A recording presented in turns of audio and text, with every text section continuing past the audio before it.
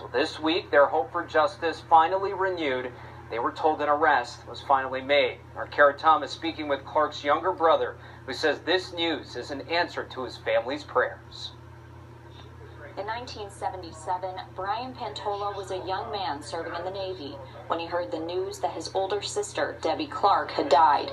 It wasn't until he returned home to the States that he found out she had been murdered. She was, spunky, fun-loving, very good-spirited person, loved life, loved to talk to people, loved to chat, loved to travel, loved to see the world. After a failed marriage, 23-year-old Clark moved to Miami, Florida to pursue her dreams.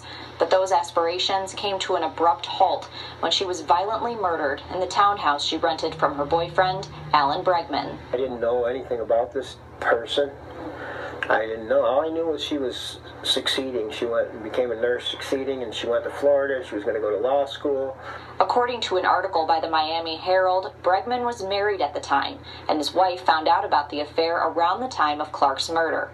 Bregman had been a potential suspect from the beginning, but the case went cold after about a year of investigating. You kind of lose hope, I guess, in a way at times, thinking that anyone would ever be held accountable. That's why it's such a shock. It's such a shock to the whole system, the whole family, everybody involved. On Thursday, the 39th anniversary of Clark's death, Pantola received a call from the investigators who had picked the case back up 2 years ago. He said, "Well, I'm here to make your wish come true today."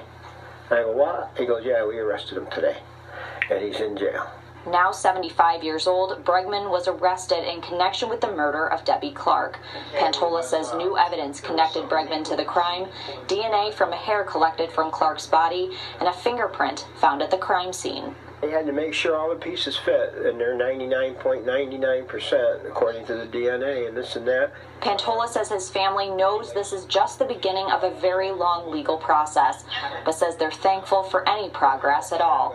He says he plans on being in Florida for the trial. When the time comes, if I had to walk there, if I had to crawl there for Debbie, I'd be there.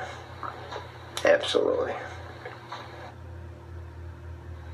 And that was our Kara Thomas reporting. Alan Bregman is currently being held without bail at the Macon County, North Carolina detention facility. Pantola says Bregman is expected to be transferred to Miami-Dade County in Florida in the coming weeks.